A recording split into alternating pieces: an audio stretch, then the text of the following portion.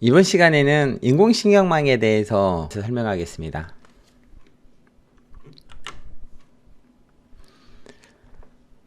인공신경망, 사실 인공지능이라는 단어가 요 근래에 만들어진 단어는 아니죠.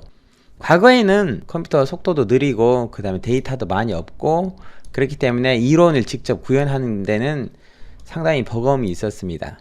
2000년도 넘어서부터는 기술은 됐지만 이제 데이터가 많이 충분하지 못해서 AI가 많이 확산되지 못했었고요. 2010년도 넘어서부터는 기술도 됐고 데이터도 모이기 시작했는데 이제 알고리즘이 한계에 다다랐고 2010년도 이후부터 이제 본격적으로 딥러닝 기반의 인공지능이 시작했는데 사실 거기에 영향을 준 요소들은 몇 가지가 있습니다. 첫 번째는 캐나다 토론토 대학에 근무하시는 제프리 힌턴 교수님에 의한 딥러닝과 관련된 혁신적인 알고리즘이 제안이 된 거죠.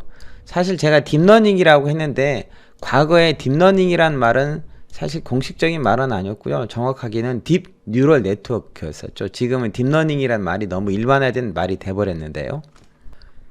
이 캐나다 토론토 대학에 있는 제프리 힌턴 교수님이 2006년도에 혁신적인 딥러닝 이론을 제안을 했고요. 실제 그거를 구현해서 이미지넷 대회에서 2012년도에 압도적 성능으로 우승을 했죠. 사실 이때는 요 전까지만 하더라도 이미지넷 대회는 영상 처리의 정보 올림피아드 대회 정도 아주 유명한 대회인데요. 이 전까지만 하더라도 1등과 2등의 이미지 인식률 격차는 그렇게 크진 않았는데 이 제프리 힌턴 교수님은 2등하고 격차가 무려 15%포인트나 벌어질 정도로 꽤 높은 인식률로 압도적으로 우승하게 됐죠. 그러면서 많은 사람들이 관심을 가지게 됐고요. 그동안 AI 쪽 분야에 많은 연구원들이 떠났던 것들을 다시 되돌리게 했었던 기회가 되는 거죠.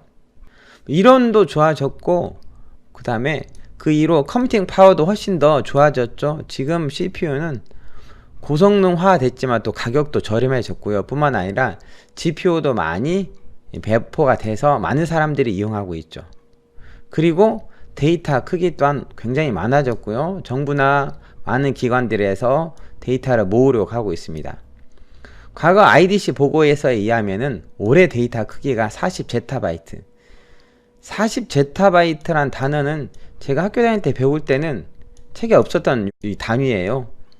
40제타바이트는 40조 기가바이트 크기인데 이 정도 크기면은 사실 우리가 숫자로 보기는 참 무리가 있을 정도로 굉장히 큰 숫자입니다.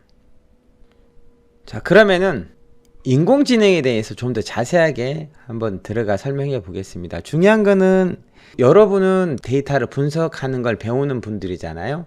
데이터를 분석하는 데 있어서 딥러닝 기반으로 데이터를 분석할 수도 있고 그 다음에 머신러닝 기반으로 데이터를 분석할 수 있는데 사실 머신러닝과 딥러닝의 확실한 경계선은 인공신경망이라고 볼 수 있어요. 물론 머신러닝에서도 인공신경망을 사용하고 있지만은 딥러닝에서는 인공신경망이 아닌 다른 알고리즘은 거의 배제하고 인공신경망 기반으로 어떤 문제를 해결하려고 한다는 것입니다. 그래서 딥러닝에서는 인공신경망 그리고 인공지능에 대한 내용을 학습을 해야 된다는 것이지요.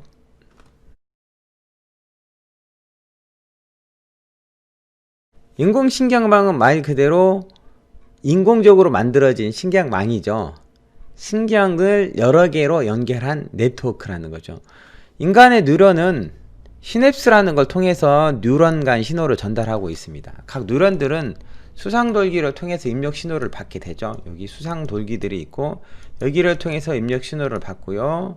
그리고 이런 입력 신호에 어떤 가중치가 더해져서 그리고 이 신호들이 합쳐져서 그 다음 신경으로 전달되기 전에 입력 신호가 특정 크기 이상인 경우에만 활성화돼서 축삭되기를 통해서 다음 뉴런으로 전달되는 구조입니다. 이거를 그대로 수학적으로 만들어 놓은 것이 인공 뉴런이라고 하고요. 우리는 이거를 뉴런을 노드라는 이름으로 부르기도 합니다. 이 노드라는 이름은 다양한 곳에서 부르는 이름이잖아요. 인공신경망에서는 뉴런 하나를 노드라고 부른다고 생각하시면 돼요. 인공신경망에는 일반적인 인간의 뉴런 구조하고 크게 차이는 없습니다. 이것도 마찬가지로 입력 신호가 존재하게 되는 거죠. 여기서는 X0, X1, X2 세 개의 입력 신호가 있다면은 그것이 시그마 기호가 되어 있잖아요. 선형 변환이 되고 그 다음으로 전달이 되는데, 다만 여기 입력 신호에는 가중치라는 것이 있어서 이 가중치가 입력 신호에 곱해지게 됩니다. 그러한 것들이 모두 더해지는 거죠. 그래서 시그마 신호가 있고요. 그리고 그 다음 출력으로 넘어가기 전에 활성화 함수라는 걸 통해서 이 값이 변환이 돼서 다음 출력으로 전달이 되는 거죠. 활성화 함수에 따라서 전달되는 값이 조금씩 다른데요. 특정한 값 이상인 경우에만 다음 노드의 입력 값으로 전달되는 것이 많습니다. 중요한 것은 인공신경망에서는 입력 값이 있고요. 그렇죠. 그 다음에 입력 값이 곱해지는 웨이트들이라는 게 있고요. 그 다음 웨이트들과 입력 값이 곱해져서 다 더해진 선형 변환이 일어나고, 이 값이 활성화 함수라는 걸 통해서 다음 뉴런으로 전달되는 구조입니다. 그런데 우리가 원하는 것은 뭐냐면요, 학습을 통해서 이 웨이트들을 찾는 거예요. 이 웨이트들을 찾았다면은 새로운 입력 값이 주어졌을 때 그에 대한 결과가 무엇인지를 예측할 수 있다는 것입니다. 핵심은 인공신경망을 통해서 웨이트를 찾는 거죠. 방금 제가 활성함수라는 걸 얘기했는데요. 생물학적 뉴런에서 입력 신호가 일정 크기 이상일 때만 신호를 전달하는 메커니즘을 모방한 함수예요. 사람들마다 외부 자극에 민감하게 작용하는 사람도 있고 그렇지 않은 사람도 있잖아요.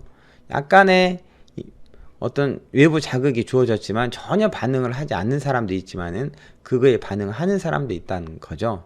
만약에 모든 외부의 자극에 전부 다 계속 반응을 하면은 아마 사람들은 못 버틸 거예요. 자, 이렇게 입력 신호에 따라서 그 다음 출력으로 전달되기까지의 어떤 함수를 만들어 놓은 걸 활성화 함수라고 하는데요.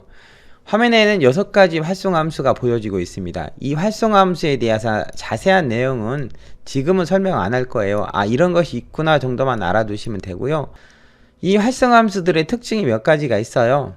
일단 X값에 따라서 Y값이 달라진다는 건데요. 이 중에서 시그모이드, 하이퍼탄젠트, 바이너리 스텝, 가우시안, 레루 이런 것들은 인공신경망의 은닉층이라는 곳에서 주로 사용하고요. 이 소프트맥스 함수는 인공신경망에서 출력층에서 많이 사용하는데요. 간단하게 보면 소프트맥스 함수는 X에 대한 Y의 값을 모두 합친 것이 1이 되는 거예요. 그래서 Y값이 제일 큰 것이 1이 되진 못합니다. Y값을 모두 합친 게 1이 된다는 거죠. 시그모이드 함수는 Y값이 가장 작은 게 0, 가장 큰 게 1이라는 거죠. X는 0보다 작은 값도 존재하고 0보다 큰 값도 존재하지만은 Y값은 양의 숫자만 존재하기 때문에 한쪽으로 편향된다는 단점이 있어서 하이퍼 탄젠트 함수를 좀 사용하기도 해요. 정확하게는 하이퍼볼릭 탄젠트 함수라고 부르는 거죠. 하이퍼 탄젠트 함수는 X가 음수일 경우에는 Y도 음수가 되고요. 그 다음에 X가 양수일 경우에는 Y도 양수가 출력되는 구조입니다. 바이너리 스텝은 0 아니면 1로 출력하는 거고요. 가우시안은 가우시안 분포로 따르는 출력 함수를 내는 것입니다. 레루는 영상 처리에서 주로 사용하는데요. 사실 인공신경망이 가장 많이 응용되는 분야가 영상 처리입니다. 왜 그런지는 이따가 설명하고요. 영상 처리에서는 음수 값은 존재하지 않잖아요. 화소의 값은 전부 다 0보다 클 테니까. 그래서 0보다 작은 값은 Y는 무조건 0을 갖도록 하고, X가 0보다 큰 값이면은 Y는 그 값을 그대로 갖게 하는 것이 레루입니다. 레루는 렉터파이드 리니어 유닛의 약자고요. 실제 이미지 처리, 디지털 이미지 처리, 인공신경망에서 가장 많이 사용하는 활성화 함수입니다. 이런 활성화 함수를 통해서 그 다음 뉴런으로 전달된다는 거죠. 활성화 함수의 이름 정도는 알아두시면 좋겠어요. 그리고 이 활성화 함수가 어떤 식으로 값을 출력하는지도 알아두셨으면 좋겠습니다. 이런 공식을 외우라는 건 아니고요. 어떤 패턴인가만 잘 알아두시면 좋을 것 같습니다.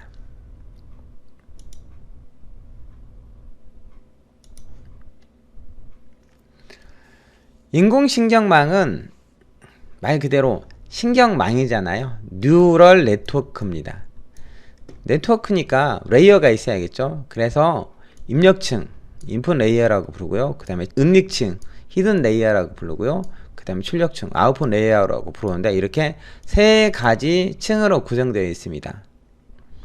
각 층의 뉴런들을 퍼셉트론이라고 부르기도 해요. 노드라는 말도 쓰이는데 퍼셉트론이라는 말이 의외로 자주 쓰입니다.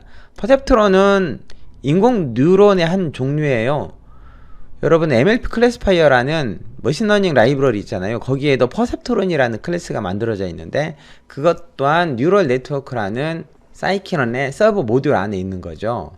인공 뉴런의 한 종류여서요. 퍼셉트론이라고 뉴런을 부르기도 합니다. 중요한 것은 이 뉴런들의 숫자죠. 물론 레이어도 중요하고요. 인공신경망에서 입력층의 뉴런의 수는 입력 데이터의 수입니다. 물론 여기서 만약에 바이어스를 갖는다면 입력 데이터의 수에 1 더한 만큼의 뉴런이 하나 더 있어야겠죠. 바이어스가 있어야 되니까. 저는 개인적으로 인공신경망에서 바이어스 안 둔다고 했죠. 그러면은 입력 데이터의 수만큼의 뉴런이 존재하면 되겠죠. 그 다음에 은닉층은 좀 이따 설명하고요. 그 다음에 출력층은 분류 문제를 해결해야 된다면은 분류의 수, 즉 분류의 클래스 수와 일치해야 된다는 것입니다. 여기서 출력층의 퍼셉트론이 4개다 라고 하면은 분류할 클래스가 4개다 라는 뜻이죠. 만약에 여러분이 아이리스 데이터를 가지고 인공신경망을 이용해서 분류를 한다 라고 하면은 그때 출력층의 뉴런은 3개가 될 거예요. 출력층은 분류 문제를 해결하기 위한 분류의 수와 일치하고, 만약에 회귀 모형을 만든다면은 회귀는 값 하나를 예측하는 거잖아요. 그럴 때는 출력층의 뉴런은 1개가 된다는 것이죠. 자, 그리고 입력층의 값은 전부 다 그 다음 레이어로 전달되는 거예요. 이 출력값이 어느 한 레이어로만 전달되는 게 아니고요. 모든 레이어로 다 전달이 된다는 것이죠. 마찬가지로 다른 노드들도 똑같은 방식으로 모든 레이어에 전달이 됩니다. 이 레이어들에는 전 레이어로부터 입력된 것들이 웨이트가 곱해지겠죠. 그러면은 여기 현재 요 그림에서만 보면은 은닉층을 하나, 둘, 셋, 넷, 다섯, 여섯, 일곱, 8개 뒀잖아요. 8개 뒀고, 그 다음에 입력층이 6개면은 요 은닉층의 웨이트의 수는 6 곱하기 8개, 48개 웨이트가 만들어진다는 거죠. 물론 출력층의 웨이트도 32개, 4 곱하기 8개가 만들어지는 거고요. 웨이트들이 인공신경망 알고리즘을 통해서 학습하면서 뭔가 예측을 잘 하도록 찾아 나간다는 것이죠. 자, 그러면은 좀 더 자세하게 한번 살펴보겠습니다. 인공신경망의 구조, 입력층, 출력층, 은닉층이 있다고 했잖아요. 입력층은 입력값으로 구성된 레이어인데 보통 입력 레이어에서는 아무것도 안 하고 바로 그 다음 레이어로 전달만 해줍니다.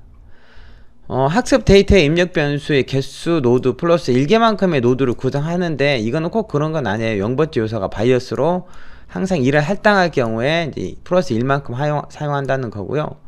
꼭 바이어스를 쓰라는 건 아닙니다. 바이어스를 쓰지 않아도 된다는 거죠. 출력층은 출력 값을 만들어내는 레이어인데요. 멀티클래스 문제의 경우 소프트맥스 함수를 이용해서 출력 함수를 사용합니다. 만약에 아이리스 종을 분류한다면은 이 경우에는 출력층의 퍼셉트론의 수가 3개가 돼야 된다는 거죠. 은닉층은 입력층과 출력층 사이에 존재하는 레이어인데요. 2층이 바로 인간의 2대를 모방한 레이어입니다. 은닉층으로 들어오는 입력값의 합을 계산한 후 활성화 함수를 적용하는데 그냥 합은 아니죠. 웨이트와 입력값이 곱해지고 다시 선형 결합해서 활성화 함수를 적용하는 거죠. 활성화 함수 출력이 임계치를 넘지 않을 경우 다음 노드로 0이 전달될 수도 있어요. 물론 활성화 함수에 따라 좀 다릅니다. 그리고 은닉층의 개수와 은닉 노드의 개수가 몇 개인지 필요하고요. 그러니까 층 레이어의 수도 필요하지만은 각 레이어별로 몇 개의 노드가 필요한지도 필요하다는 거죠. 노드가 너무 적으면은 입력 데이터를 제대로 표현하지 못하기 때문에 모델이 제대로 학습되지 못하는 거고요. 너무 많으면은 과접합이 발생할 수도 있습니다. 물론 학습 시간도 많이 소요가 될 거고요. 적절한 은닉층의 개수와 각 층의 노드의 개수를 찾는 것도 영구적으로 해야 될 몫이라고 생각하시면 될 거예요.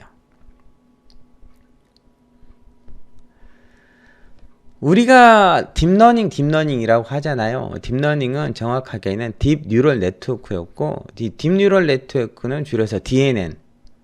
뉴럴 네트워크인데 깊은 뉴럴 네트워크라고 하잖아요. 이 말은 레이어가 여러 개 있다는 것이거든요. 정확한 명칭은 다층 신경망이라고 불리는 거죠. 은닉층이 여러 개로 구성된 인공신경망을 다층 신경망이라고 하고, 이거를 이제 딥 뉴럴 네트워크라고 부르는 거죠. DNN은 다층 인공신경망이라는 거죠. 아래쪽 보면은 은닉층이 3개 있잖아요. 보통 3개 이상이면은 다층 신경망이라고 부르는데, 실제 구현된 많은 DNN들은 이렇게 간단하진 않아요. 은닉층이 60개, 90개 되는 것도 굉장히 많다는 거죠. 여러 가지가 있습니다. 어떻게 하면은 가장 좋은 레이어의 수, 가장 적당한 노드의 수를 찾을지를 연구자는 고민을 해봐야겠죠. 물론 그게 다는 아니지만요. 다층 신경망 또는 심층 신경망 다 같은 의미라고 생각하시면 됩니다. 근데 매번 인공신경망은 이렇게 동그라미와 선으로 표현하는 건 너무 불편하잖아요. 그래서 인공신경망 네트워크를 좀 간단하게 표현할 수도 있습니다. 왜냐면은 그 레이어에서 필요한 것들만 정리를 하면 되거든요. 예를 들어서 DNN 레이어에 은닉층이 2개가 있고 출력층이 하나가 있어요 라고 하면은, 은닉층에서는 뭐가 필요하냐면은 뉴런의 수가 필요해요. 뉴런의 수는 50개로 할 거예요. 물론 그리고 활성화 함수도 선택해야겠죠. 활성화 함수는 레루를 사용할 거예요. 은닉층이 2개 있다면 두 번째 은닉층도 뉴런의 수가 몇 개인지 필요하겠죠. 물론 그 층에서도 활성화 함수가 필요할 거고, 각 층마다 존재하는 활성화 함수가 다 같아야 되는 건 아닙니다. 다를 수도 있고 같을 수도 있겠죠. 그 다음에 출력층의 뉴런의 수도 결정해야 되는데, 출력층의 뉴런의 수는 내 맘대로 못하죠.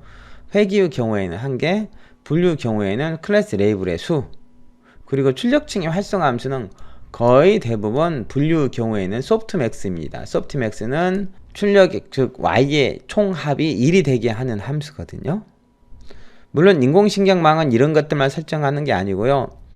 손실함수라는 것도 설정하고요. 손실함수는 이렇게 만들어진 인공신경망의 출력이 실제 값과 얼마만큼 가까운지를 계산하는 함수예요. 대부분 크로스 엔트로피라는 함수가 많이 사용되는데요. 이 손실함수는 뭘 사용할 건지 선택하고, 그 다음에 옵티마이저라는 걸 뭘 쓸지도 선택해야죠. 옵티마이저는 인공신경망이 제대로 학습을 할 수 있도록, 즉 정답을 잘 예측할 수 있는 방향으로 학습해 나가는 걸 말하는데, 보통 경사하강법과 관련된 옵티마이저들이 많이 사용되죠. 물론 옵티마이저에는 학습률이라는 것도 지정해야 되고요. 그 다음에 배치 크기, 학습 횟수 등도 지정을 해야죠. 물론 이거 말고도 더 많은 것들을 설정해야 됩니다. 뭐 드롭 아웃 비율은 얼마가 되게 하고, 배치 정규화를 사용할지 말지 이런 것도 설정할 필요가 있는데, 그거는 뒤에서 차츰차츰 보도록 하죠. 중요한 거는 인공신경망의 딥 뉴럴 네트워크, 딥러닝은 레이어들을 연구자가 다 정의를 해줘야 된다는 거예요. 몇 개의 레이어가 있어야 되고, 그리고 그 레이어별로 몇 개의 뉴런, 즉 퍼셉트론이 있어야 되는지를 찾아내야 된다는 건데, 그건 쉬운 일이 아니죠. 자, 그러면은 이렇게 얘기만 하면 건 너무 재미없잖아요. 뭔가 코드를 작성해 보면 좋을 것 같습니다. 그렇죠? 코드 작성하기 전에 여기에 있는 MLP 클래스파이어라는 클래스는 사이캐넌에 있는 클래스입니다. 사이캐넌의 뉴럴 네트워크라는 모듈 안에 있는 클래스인데요. 이 클래스는 LBFGS 또는 SDG를 이용해서 로그 손실 함수를 최적화 시킬 수 있는 클래스입니다. 인공신경망의 개념이 꼭 딥러닝에서만 사용되라는 법은 없습니다. 머신러닝에도 인공신경망 알고리즘을 구현해 놓은 게 있잖아요. 이게 그 클래스인데요. 이 클래스는 머신러닝을 배우시든 딥러닝을 배우시든 반드시 알아야 되는 클래스입니다. 특히 여기 있는 맥에벤스 몇 가지만 제가 선택해 보면요. 히든 레이어 사이즈 반드시 중요하죠. 이거는 레이어의 개수와 각 레이어에 있는 퍼셉트라는 수를 지정하는 거고요. 그 다음에 액티베이션 활성화 함수를 지정하는 거죠. 솔버, 옵티마이저를 지정하는 거고요. 배치 크기, 웨이트가 한번 재조정될 때까지 입력되는 데이터의 크기 지정하는 거고요. 러닝 레이트와 관련된 거 많이 있죠. 학습률과 관련된 것들입니다. 그 다음에 맥스 이터는 최대 몇 번이나 반복해서 학습시킬 건지 지정하는 거고요. 그 다음에 데이터를 입력할 때 셔플 할지 말지 여부, 그 다음에 얼리 스타핑, 학습이 완료가 됐으면 일찍 종료되게 할지. 여기는 이거 말고도 여러 가지가 있는데요. 뭐 더 많이 나머지 것들은 여러분이 문서를 참고해 보셨으면 좋겠습니다. 이 MLP 클래시파이어도 인공신경망을 구현한 클래스예요. 그러면은 저 클래스 이용해서 직접 인공신경망을 경험을 한번 해보겠습니다. 아이리스 데이터를 분류하는 것을 인공신경망 알고리즘을 통해서 어떻게 하는지, 이거는 뭐 텐서플로우나 케라스를 쓰지 않고 사이킷런의 안에 있는 MLP 클래시파이어라는 클래스 이용해서 한번 직접 분류를 해보겠습니다. 그것도 인공신경망 알고리즘을 구현한 클래스니까요. 불러와서 인공신경망 알고리즘 이용해서 데이터를 분류해 보겠습니다.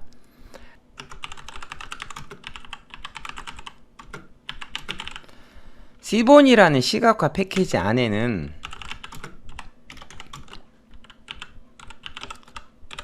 로드 데이터셋이라는 함수가 있거든요. 이 로드 데이터셋 함수에 아이리스라고 입력하면 아이리스 데이터셋을 불러옵니다.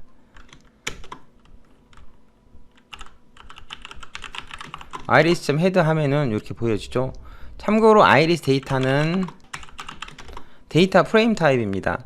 여러분이 머신러닝을 잘 하려면은 데이터 프레임을 잘 다뤄야 돼요.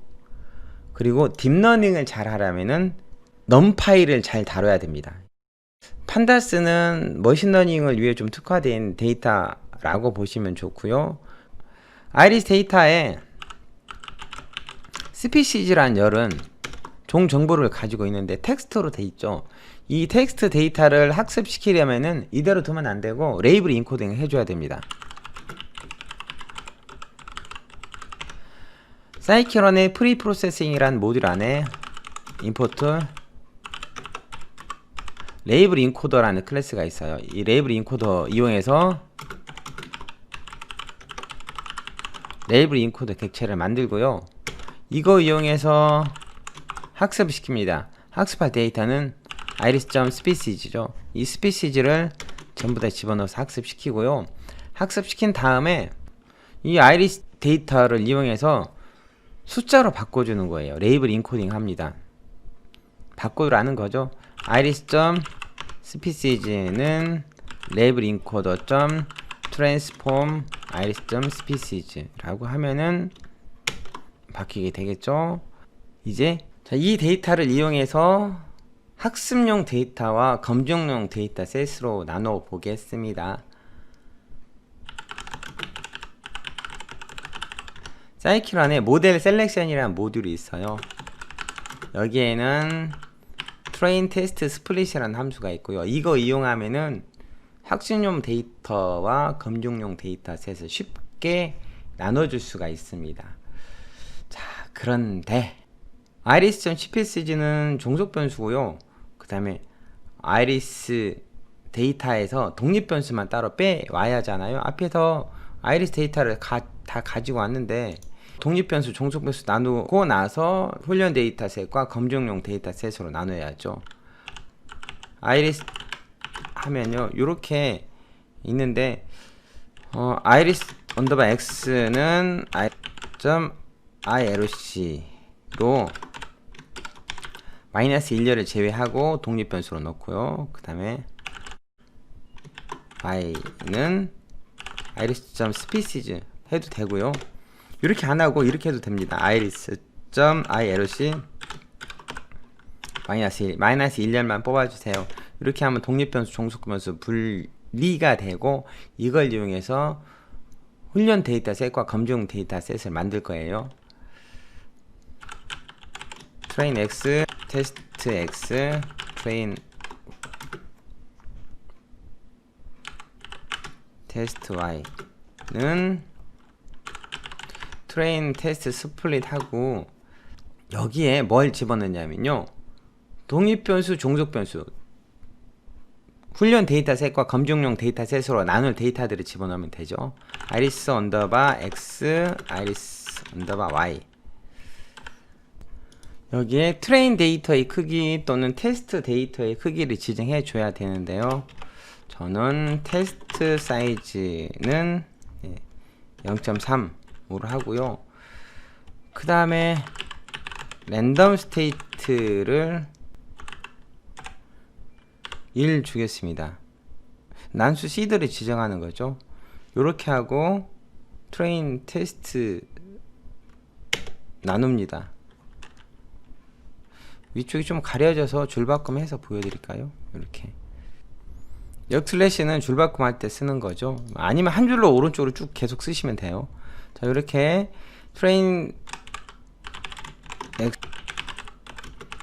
테스트 X 실행시켜 보면은 105개, 45개 행으로 나눠진 게 확인이 되죠.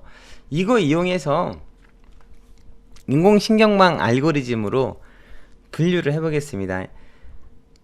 사이켄원에는요, 뉴럴 네트워크라는 모듈이 있고 이 안에 MLP 클래시파이어라는 게 있거든요. 이 MLP 클래시파이어는 멀티 레이어드 퍼셉트론 분류기라고 생각하시면 됩니다.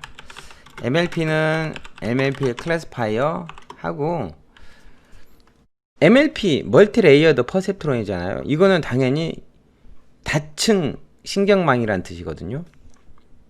그러면은 이걸 이용해서 모형을 만들 때는 뭘 지정해 줘야 되냐면은 레이어를 몇 개를 지정할 건가, 즉 히든 레이어를 몇 개를 지정할 건가, 그리고 각 레이어의 노드, 즉 퍼셉트론의 수는 몇 개를 할 건가를 지정해 줘야 돼요. 물론 이거 외에도 활성화 함수도 지정해야 되고, 그 다음에 옵티마이저도 지정해야 되고, 학습률도 지정해야 되는데 이 클래스에는 많은 것들이 기본값으로 되어 있습니다. 일단 이렇게만 하고 아무것도 입력하지 않고 그냥 모형 만들고 fit 해보겠습니다. fit 하려면은 트레인 X하고 트레인 Y가 있어야겠죠. 이렇게 해서 학습을 시키죠. 학습을 시키면은 출력된 로그는 모형의 파라미터들이 출력이 되는 거예요. 여기에는 기본적으로 히든 레이어의 크기는 100, 이거는 은닉층을 하나만 넣고요. 그 다음에 그 은닉층은 뉴런 100개를 넣을 거예요, 이 말입니다. 최대 반복 횟수는 200번이고요. 그 다음에 배치 크기는 자동으로 해주고요. 활성화 함수는 레루를 쓸 거예요. 자, 그런데 이렇게 하니까 로그가 이렇게 보이죠. 이 로그는 뭐냐면은 맥시멈 이터레이션 200인데요 아직 충분히 학습이 안 됐다는 경고예요. 우리가 이런 파라미터들에 대해서 잘 모르니까 디폴트 값으로 넣었고요. 인공신경망과 딥러닝을 알아나간다면 이 파라미터들을 여러분이 직접 지정할 수 있겠죠. 자, 중요한 거는 여기에 이런 데이터들을 이용해서 뭔가 학습을 시키는데, 그래요, 충분하지 않다고 가정하더라도 학습은 됐으니까 이걸 이용해서 한번 예측하고 분류를 해 보겠습니다. 사이키런의 예측 모형들은 프리딕트라는 함수를 가지고 있죠. 프리딕트 할 때 테스트 X를 집어넣죠. 그러면 예측한 결과를 프리드에 저장해 주고요. 출력해 보면은 각 종들에 대해서 분류한 결과가 이렇게 보여줍니다. 이 분류한 결과가 실제 정답하고 얼마나 잘 맞는지 확인해 봐야 되는데, 확인하는 방법은 여러 가지가 있어요. 머신러닝을 배우는 가장 큰 이유는 많은 것들이 쉽게 이루어진다는 거죠. 여기 보는 것처럼 인공신경망 알고리즘도 레이어 직접 구성하지 않아도 쉽게 할 수 있죠. 물론 정확도에 어떻게 될지 모르겠지만요. MLP.score 이용하면은 테스트 X 이용해서 예측하고 Y 이용해서 몇 개나 맞았는지에 대한 어큐러시를 출력해 줍니다. 95%면 나쁘지 않았죠. 전체 중에 95% 정답률이라는 거예요. 자, 그런데 중요한 거는 인공신경망은 이렇게 간단하게만 쓰진 않는다는 거죠. 만약에 이거를 MLP 클래시파이어를 인수로 히든 레이어 사이즈란 매개 변수를 집어넣고요. 제가 50,30이라고 해 보겠습니다. 이거는 은닉층을 3개를 넣는데 각 은닉층의 뉴런은 50개, 50개, 30개 해주세요 라는 의미거든요. 그리고 mlp.fit train x, train y 해서 학습을 시키고 똑같이 mlp.score 계산해 볼까요? mlp.score test x, test y 해보면은 5 정확도 1이 나와버렸죠. 100% 다 맞췄다는 것입니다. 물론 샘플링이 어떻게 되냐에 따라서 정확도는 조금씩 다를 수가 있는데요. 인공신경망 알고리즘의 히든 레이어 사이즈만 바꾸는데 정확도가 올라갔죠. 무려 4.5% 정도 올라갔다는 거예요. 나쁘지 않은 수치입니다. 괜찮죠? 중요한 거는 이게 다가 아니고 그 이상의 것이 있다는 것이죠. 앞에서 MLP 클래시파이어 이용해서 학습시킨 로그를 보면은 액티베이션, 배치 사이즈, 얼리 스타핑, 히든 레이어 사이즈, 러닝 레이트 이닛, 맥스 이터, 랜덤 스테이트, 그 다음에 셔플, 솔버 이런 것들이 뭔지를 이해하고 적재적소에 쓸 수 있는 능력을 가지고 있어야 된다는 거예요.